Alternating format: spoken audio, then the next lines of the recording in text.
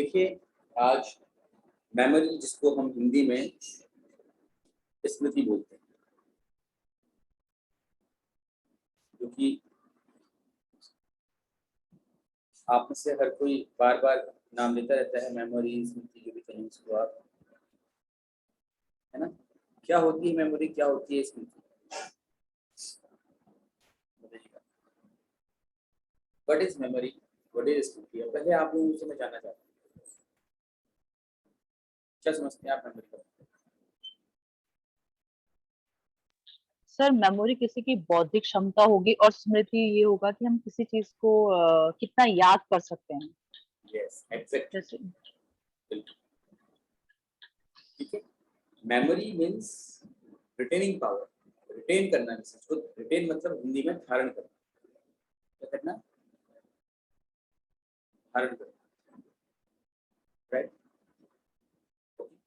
जैसे कोई भी आपको एक फॉर्मूला बताया गया है, area of triangle is equal to half into base into height, ये एक सूत्र बताया गया आपको, और अब ये सूत्र कितने समय तक आपको याद रहा, दैट इज योर मेमोरी। ये सर यही तो है मेमोरी हमारे लिए, क्या है? आपने कोई पोएम याद की, अब आप कितने लंबे समय तक उसको याद कर पा रहे हैं, वही क्या है आपकी मेमोरी। जो भी चीज आप देखते हैं, जो चीज आप सुनते हैं, या जो भी स्मेल आप लेते हैं, कितने समय तक आप उसको अपने स्मृति में रख पाते हैं, दैट इज ओनली मेमोरी, ठीक है।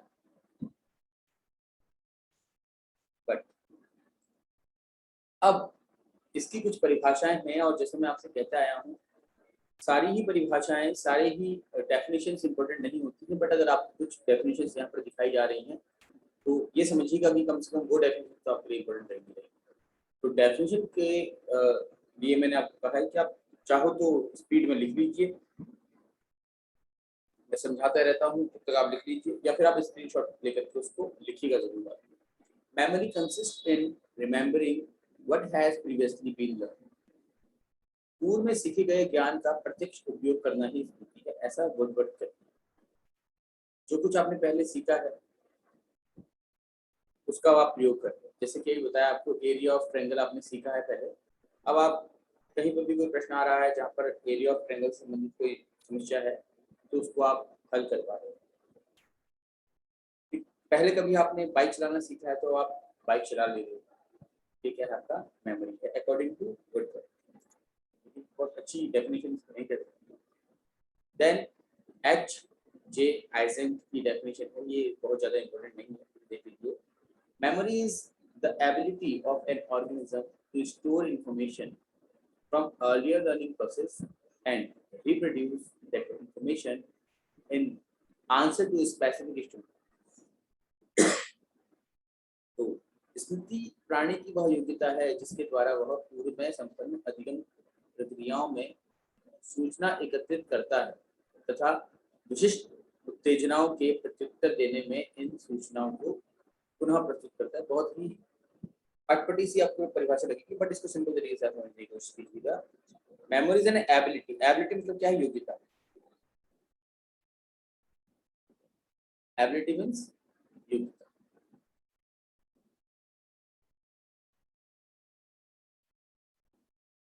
ऑफ एन ऑर्गेनिज्म, ऑर्गेनिज्म मतलब कोई जीव, तो चाहे आप हो, चाहे मैं हूँ, चाहे कोई जानवर है, कोई भी, टू स्टोर इंफॉर्मेशन, ठीक है। स्टोर करना होता है, आप जानती हैं, इकट्ठा करना, ठीक है। फ्रॉम अर्लियर लर्निंग, यानी कि पहले कुछ लर्निंग जो किया आपने सीखा है उससे, एंड रिप्रोड्यूस, ठीक है, पुनः उसका प्रयोग करना, that information in answer to specific, यानी कि जो कुछ भी आपने पहले सीखा है अब दोबारा से उसका यूज कर रहे हैं सेम सिचुएशन में। जैसे आपने स्कूटी चलाते हुए ये सीखा कि जब ब्रेकर आता है तो ब्रेक लगाते हैं, आपको आपके स्कूटी ट्रेनर ने या फिर कहीं के आपके पेरेंट्स ने या जिसने भी आपको सिखाया उसने बताया, जब भी ब्रेकर आता है तो हम ब्रेक लगाते हैं। तो आपने सीखा, अब आप जब भी स्कूटी चलाते हैं अकेले तो ब्रेकर आते हुए आपके माइंड में वो चीज आती है कि हाँ ब्रेक लगाना है और आप ब्रेक लगाना है। आप जब स्कूटी चलाते थे, आप पार्किंग में रखते थे, तो आपके जो भी साथ रहते थे उन्होंने कहा कि पार्किंग में हमेशा हैंडल लॉक करके रखना चाहिए। आपने सीखा, अब आप जब भी जाते हैं तो ऑटोमेटिकली आपसे हैंडल लॉक हो जाता है उसका। ये समझ में आ रहा है आपको? कहने का मतलब ये है कि जो चीज आपने पहले सीखी है उसका आप प्रैक्टिकल यूज करते हैं जहां पर आवश्यकता होती है वहां, है ना। जैसे हैंडल लॉक की मैंने बात की, तो मुझे नहीं लगता है कि घर में स्कूटी पार्क करने के बाद आप कभी हैंडल लॉक लगाते होंगे, लेकिन आप जब बाहर रोड में पार्क करते तो आप डेफिनेटली हैंडल लॉक यूज करते होंगे। ये सब आंसर दीजिए। ये कुछ बातें हैं जो हमें जी सर। मेमोरी को थोड़ा सा क्लियर करती है। देन अटेंशन की एक डेफिनेशन है, Hilgard and attention. To remember means to show in present response some signs of earlier learned response। पूर्व में सीखी गई प्रतिक्रियाओं के कुछ लक्षणों को वर्तमान अनुक्रिया में व्यक्त करना ही स्मरण। जो भी कुछ आपने पहले सीखा है अब उसको आप जब यूज कर रहे हैं, वही बात जो पहले वाली परिभाषा थी आपकी, मोर और लेस वैसे ही आपको दिखाई देगा।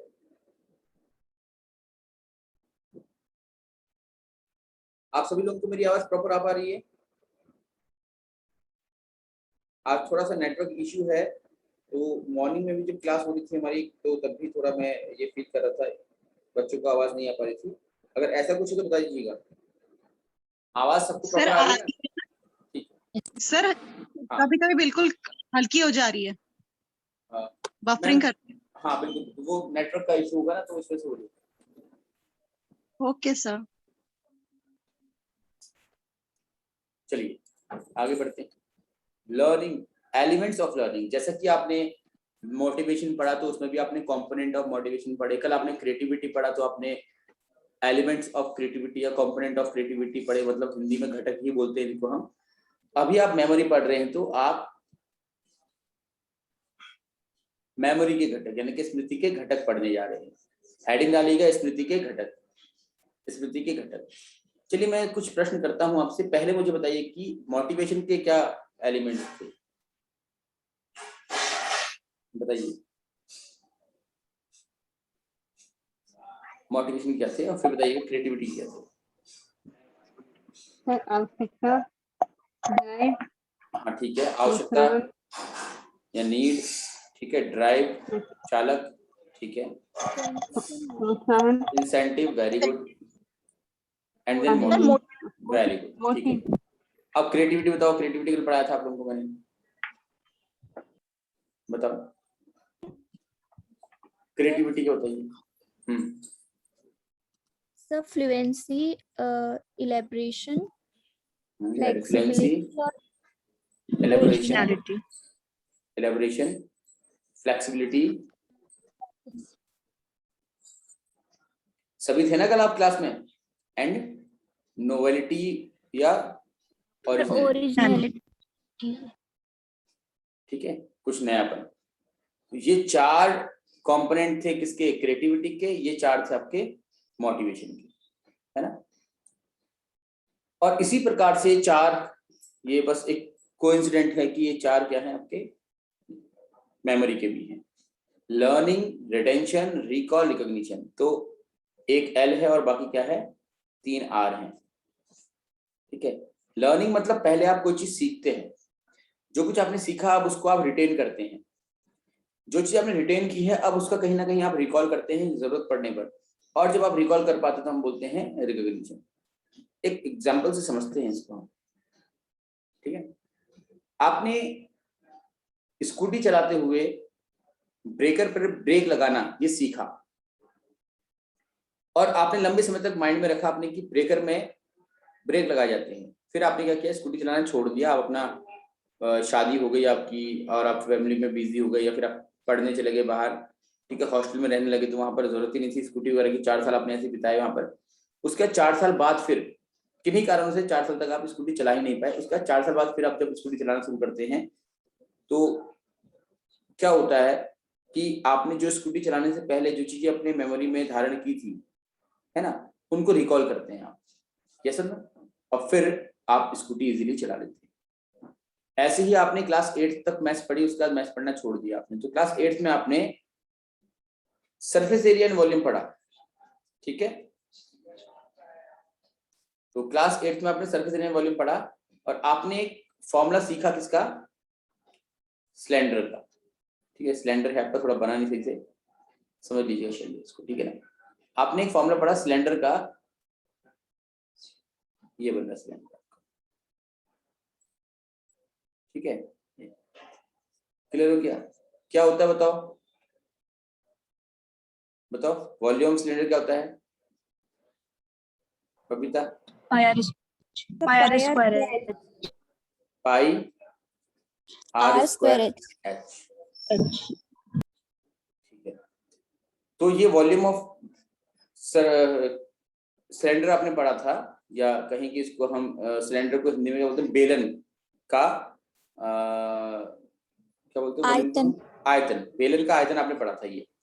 अब 8th क्लास तक आपने मैथ्स पढ़ी, उसके बाद आप ह्यूमैनिटीज में चले गए, आपने बीए किया, एमए किया, उसके बाद फिर आपने बीएड किया, काफी आपने पढ़ाई की, तैयारी की, मतलब मैथ्स नहीं पढ़ी आपने, मतलब किस तरह की मैथ्स, जोड़ घटाना गुणा भाग वाली मैथ्स पढ़ी, ये नहीं पढ़ी अभी, कंपटीशन में ऐसा कुछ आता ही नहीं। फिर क्या हुआ अचानक से बाद में, जब आप टीचर बन गए, कहीं लेक्चरर बन गए, और आप बन गए लेक्चरर हिंदी के, इंग्लिश के, मैथ्स के नहीं बने आप, क्या होता है फिर आपसे कभी कोई बच्चा 8th क्लास का ये पूछ सकता है कि मैडम थोड़ा ये सिखा दो मेरे को, तो आप कहते हैं बेटा पढ़ा तो था मैंने, जरा दिखा तो सही। अब दो तरह के लोग होते हैं, दो तरह का एटीट्यूड होता है, एक तो होता है कि अरे ना भाई मेरे को नहीं आता, मेरा सब्जेक्ट नहीं है, रहने दो। एक एटीट्यूड होता है कि चलो ठीक है लाओ दिखाओ, ट्राई करती हूँ, कोशिश करती हूँ। अगर आपका अपना खुद का बच्चा होगा तो फिर आप बोलोगे चलो कोशिश करती हूँ, ठीक है। तो फिर आप देखोगे और आपको थोड़ा थोड़ा थोड़ा थोड़ा ये जो आपने पढ़ा है उस समय कितना पढ़ा है उस पर डिपेंड करेगा फिर अभी, है ना, कि आपको आ रहा है या नहीं आ रहा है ना। अब आप क्या करते हैं कि एक मिनट, अब आप ये देखते हैं कि ये जो बेलन है उसका आयतन क्या होता है, फॉर्मूला, और फिर एक क्वेश्चन करते हैं, 2 क्वेश्चन, 3 क्वेश्चन करते हैं, तो धीरे धीरे होता है आपको वो चीजें जो आपने पहले की होती है सब रिकॉल होने लगती है धीरे धीरे। ऐसा होता नहीं होता है, कई बार आपने देखा होगा ऐसे, ठीक है। तो यही सब कुछ है। आपने बहुत पहले कोई पोएम पढ़ी, आपने कोई सी पोएम आपने पढ़ी थी, या कोई भी आप असेंबली किया करते थे, उसमें कोई प्रार्थना गाया करते थे, फिर 10 साल तक आपकी प्रार्थना छूट गई, अचानक से फिर आप जब किसी स्कूल में टीचर बनते हैं और आप जो प्रार्थना करा रहे होते हैं, तो आप देखते हैं कि वो प्रार्थना आपको याद नहीं है, लेकिन कहीं ना कहीं आपके अनकॉन्शियस माइंड से निकल करके वो आपके कॉन्शियस माइंड में धीरे धीरे आना शुरू हो जाती है, और आप उस प्रार्थना को 1-2 अटेम्प्ट में ही पूरा लर्न कर लेते हैं, ठीक है, वो आपको याद आ जाती है। तो यही क्या है आपका लर्निंग, जो आपने लर्न किया है उसको आपने कितना रिटेन किया और कितना आप उसको प्रॉपर्ली रिकॉल कर पा रहे हैं, और जितना आप रिकॉल कर पा रहे हैं उतना आप रिकॉग्नाइज कर पाते हैं। तो यही आपका क्या रहता है, मेमोरी रहता है। मेमोरी के क्या है, ये 4 घटक कह लीजिए, 4 स्टेप्स भी यही होते हैं आपके, पहले अधिगम, फिर रिटेंशन, फिर रिकॉल, फिर आपका रिकॉग्निशन।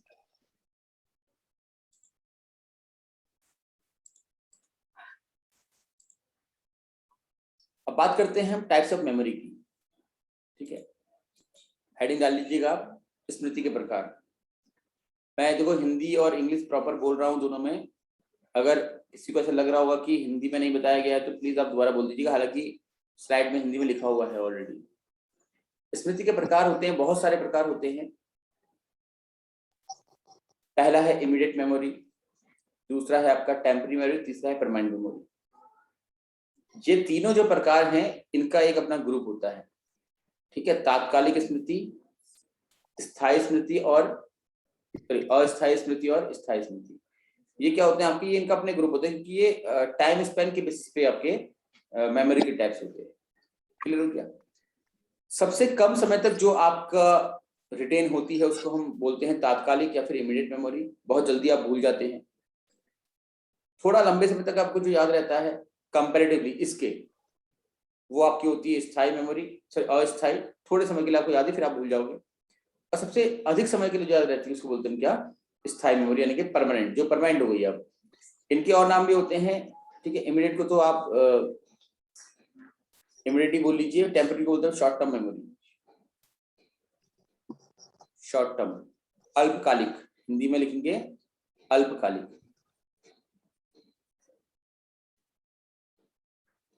ठीक है, अल्पकाल तक जो रहे, इसे बोलते हैं परमानेंट को लॉन्ग टर्म मेमोरी।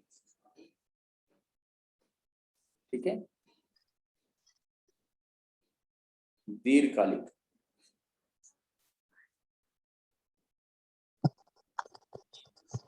ठीक है,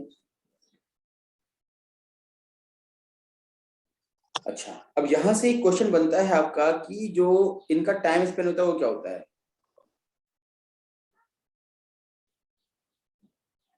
बताओ, पढ़ा रखा आप लोगों को मैंने। लेस देन 15 सेकंड सेंसरी और इमीडिएट मेमोरी का, 15 सेकंड से ज्यादा टेम्पररी मेमोरी, और लॉन्ग टर्म तो परमानेंट।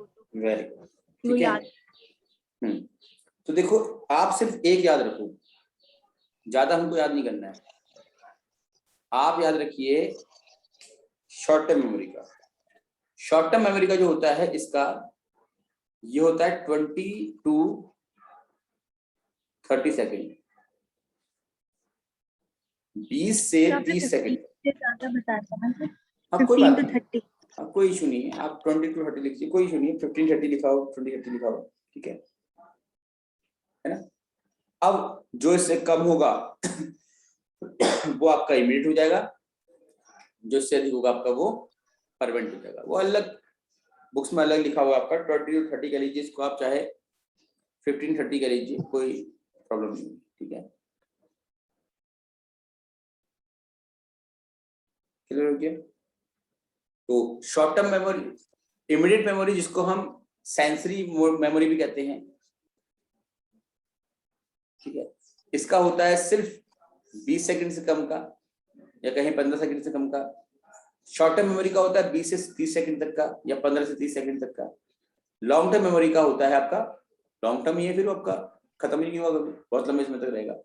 ये इसको नोट कर लीजिए, बड़ा इंपॉर्टेंट है आप लोगों के लिए, ठीक है। ये सीटेट में तो कई बार पूछे गए हैं क्वेश्चंस, टाइम स्पेन पूछा गया है स्पेशली, जहां तक मुझे याद है, राइट। चलिए परमानेंट मेमोरी का टाइम बताया। बेटा परमानेंट मेमोरी का कोई टाइम नहीं होता, परमानेंट है ना, वो तो हमेशा के लिए हो गई ना आपकी। ना सेंसरी मेमोरी, सेंसरी मेमोरी का देखो मैंने बताया, जो आपकी टेम्पररी है उसका 20 से 30 सेकंड है, ठीक है बच्ची। अब 20 सेकंड से कम यहाँ हो जाएगा, ठीक है, और 30 सेकंड से ऊपर यहाँ हो जाएगा। ये 30 सेकंड से ऊपर मतलब कितना भी हो सकता है आपका ये, हालांकि इसमें 30 सेकंड से ऊपर मैं लिख रहा हूँ, गलत लिख रहा हूँ, मुझे लिखना नहीं चाहिए ऐसा, ये मैंने यहाँ पर ट्रायंगल लिख दिया है। टेम्पररी में जो 20 सेकंड है, 20 सेकंड से कम अगर होता है तो इमीडिएट हो जाएगा, और अगर लंबे समय के लिए होता है तो आपका वो परमानेंट हो जाएगा। और अगर 20 सेकंड से 30 सेकंड पूछेगा तो टेम्पररी, और एग्जाम में आपसे टेम्पररी का ज्यादा पूछता है वो, यानी कि शॉर्ट टर्म मेमोरी का अधिक पूछता है वो। शॉर्ट टर्म मेमोरी करके याद रखना है इसको आप, ठीक है। चलिए आगे बढ़ते हैं। अब ये कैसे मेमोरी बनती है, देखो अभी आप माइक ऑफ रखिए सबके सब। जैसे आप माना किसी पिक्चर हॉल में जाते हैं आप, ठीक है, किसी पिक्चर हॉल में गए आप, पिक्चर हॉल में जाते हुए क्या हुआ, एक टिकट काउंटर में आप गए और आपने टिकट लेने वाले से टिकट ले लिया, ठीक है, और आप निकल करके बाहर को आ गए। आवाज सबको आ रही होगी आप लोगों को, है ना। तो जो टिकट जिससे आपने टिकट लिया, उससे आपने टिकट लिया, बस मिनिमम 2-3 सेकंड तक आपका उससे क्या हुआ, इंटरेक्शन हुआ, आप बाहर को आ गए। अगर आपकी उससे कोई बहस नहीं हुई है या कोई ऐसी बातचीत नहीं हुई है ना, तो आप सीधे बाहर को आ गए, तो वो आपको उसका चेहरा याद ही नहीं रहेगा, समझ में आ रहा है आपको। तो फिर आप आ गए, सीट पे बैठे, आप सीट नंबर लिखा था टिकट में, आपने सीट नंबर देखा, पहले आपने टिकट में देखा सीट नंबर क्या है, फिर आपने वही सीट नंबर यहाँ चेक किया, फिर बार बार देख रहे हैं आप, ठीक है, फिर आप बीच में इंटरवल में बाहर को गए, कुछ खाया पिया जो भी किया आपने, फिर आप वापस आए तो टिकट नंबर सीट नंबर फिर देखा आपने। सीट नंबर का जो यूज है वो ज्यादा हो रहा है आपका, जहां पर जिससे टिकट लिया उस इंसान के साथ इंटरेक्शन आपका बिल्कुल नहीं था, तो ये इंसान का चेहरा आपको बिल्कुल याद नहीं रहेगा, ये हो गया आपका इमीडिएट मेमोरी, जो याद ही नहीं है। लेकिन टिकट नंबर जो आपको है वो कुछ समय तक के लिए याद है क्योंकि आप उस सीट में बैठे हैं, उसके बाद अब आपसे कोई पूछे आप तो भूल चुके हैं उसको। परमानेंट मेमोरी ये है कि अगर आप किसी के साथ फर्स्ट मीटिंग में वहां गए हैं, जैसा कि होता है अधिकतर, ठीक है, फर्स्ट मीटिंग में किसी के साथ अगर आप मूवी देखने गए हैं तो आपको उस इंसान के साथ बिताया हुआ वो समय याद रहेगा, या फिर जो मूवी आपने देखी है 3 घंटा, क्योंकि मूवी जब होती है तो उसमें एक स्टोरी होती है। अब आजकल तो मूवीज आती है बेकार, उनमें स्टोरी कुछ होती नहीं है, वरना उसमें वो जो मूवी होती है वो आपको क्या करती है, अपनी ओर खींच के रखती है, ठीक है, अटेंटिव बनाए रखती है, आप उसकी ओर ध्यान लगाए रहते हैं। तो जो मूवी की पूरी स्टोरी है वो आपको हमेशा याद रहेगी, परमानेंट मेमोरी आपकी रहेगी। समझ में आ रहा है आपको? तो इस तरीके से जहां पर आपका इंटरेक्शन बहुत कम होता है, या कहें कि जिसका यूज बिल्कुल नहीं कर रहे होते हैं आप, वो इमीडिएट मेमोरी होगी आपका। जिसका यूज आपने शॉर्ट स्पेन के लिए किया है, बहुत कम समय के लिए, वो आपको कुछ समय याद रहता है, तो टेम्पररी मेमोरी। जिसका अंदर आपके इमोशनल अटैचमेंट्स होते हैं, या जिसका आप यूज रेगुलरली करते हैं, तो आपकी परमानेंट मेमोरी में आ जाता है। अब आते हैं हम इसके बाद की मेमोरीज में। तो एपिसोडिक मेमोरी देखिएगा, आख्यात्मक स्मृति से बोलते हैं। एपिसोड्स तो सुना ही होगा आपने, आजकल आप वेब सीरीज देख रहे होंगे बहुत सारी, घर बैठे बैठे बोर हो जाते होंगे तो आप वेब सीरीज देखते होंगे। देखिए किसी ने वेब सीरीज कोई, है ना, यूट्यूब में भी आती है आजकल तो, है ना, देखते होंगे। तो क्या होता है उसमें, एपिसोड 1, फिर एपिसोड 2, फिर एपिसोड 3, होता नहीं होता है? Hello, yes sir. बिल्कुल। तो जो एपिसोड्स होते हैं क्या होते हैं, आपस में इंटरकनेक्टेड होते हैं, क्लियर हो गया? और उनमें क्या होती है, कहानी होती है आपकी। तो किसी भी चीज को जब आप कहानी के रूप में, कनेक्शन के फॉर्म में अगर आप याद रखते हैं, तो आपकी एपिसोडिक मेमोरी कहलाती है। अपना माइक ऑफ रखिएगा प्लीज, आप किसी का माइक ऑन है तो डिस्टर्बेंस हो रहे हैं, आप प्लीज ऑफ रखिएगा, ठीक है। इसके बाद तो ये हो गया आपकी एपिसोडिक मेमोरी, बता दिया आपको मैंने कि क्या होती है, ज्यादा उसमें डिस्कस करने वाली कोई बात है नहीं ऐसी। फिर है सिमेंटिक मेमोरी। देखिए सिमेंटिक मेमोरी क्या आपका, सिमेंटिक मेमोरी मतलब भाषाई स्मृति, आपको दिखाई दे रहा होगा आगे से, भाषाई स्मृति। ऐसी कई सारी बातें होती है आपको, या फिर कई सारा हनुमान चालीसा। हाँ बिल्कुल, हनुमान चालीसा, वेरी गुड। तो जैसे हनुमान चालीसा है आपका, या फिर कोई आपका संगीत है, गाना है ना, जो भाषा के प्रभाव के कारण आपको लंबे समय तक याद रहता है, उसे हम क्या बोलते हैं, सिमेंटिक मेमोरी बोल देते हैं, ठीक है। अब यहाँ पर स्क्रीन में आपके पास 5 मेमोरीज हैं, इनमें से कोई भी अगर आपका क्वेश्चन है, कोई जैसे आपको समझ में नहीं आया हो, आपको लग रहा हो कि ये क्या है, तो पूछ लीजिए। 2 मिनट कम से कम लीजिए इसके बारे में सोचने में, 2 मिनट कम से कम देखिए, एक एक मेमोरी को सोचिए आप, क्या क्या इसका मतलब है, क्या है ये। और अगर आपको लगता है कि आ रहा है तो बहुत बढ़िया, हम आगे बढ़ते हैं। अगर लग रहा है कि थोड़ा सा कुछ डाउट है, तो आप डाउट पूछ सकते हैं, ठीक है। एपिसोडिक मेमोरी को एक बार फिर से ठीक है, देखो एपिसोडिक को आप ऐसे समझिए, इवेंट्स भी समझ सकते हैं इसको आप। इवेंट यानी कि घटना। जब कोई घटना घटती है, जैसे आपके घर में शादी होगी, शादी से बड़ी घटना क्या हो सकती है आज के जीवन में, है ना, मैरिज सबसे बड़ी घटना है ये। क्यों, इंसान का आज, अतीत, भविष्य सब बदल जाता है इससे, ये सर नो। कोई है आप में से तो बता सकता है ना, तो ठीक है, अच्छी बात है। जैसे महिला शादी करके आती है, लड़की शादी करके आती है, तो क्या होती है, सीधे अलग ही परिवार में चली आती है, सब नए चेहरे, ठीक है। लड़का जो पहले स्वतंत्र था, आराम से अकेले लाइफ स्पेंड कर रहा था, एंजॉय कर रहा था, अब वो रोज एक चेहरा देखता है अपने सामने, समझ में आ रहा है? तो पूरा सब कुछ चेंज हो गया, पूरा मतलब कह सकते हैं इसको, सिनेरियो चेंज हो चुका है ना। तो ये क्या एक घटना है यहाँ। तो आपकी जो शादी होती है, अब देखिए ना, उस शादी में फंक्शन हमारे यहाँ बहुत होते हैं। गणेश पूजा हो गई आपके वहाँ, गणेश पूजा क्या आपके यहाँ क्या हो गई, हल्दी होती है, फिर आपके यहाँ मेहंदी, फिर उसके बाद आपके यहाँ बारात निकलती है, जाती है, उसका फिर रिसेप्शन होता है। ये सब क्या है, आपकी घटनाएं हैं आपस में। और जब आप इन किसी मैरिज सेरेमनी में अटेंड करते हैं, या फिर आपकी घर की शादियां होती, तो आपको कैसे याद रहती हैं वो, बताइए?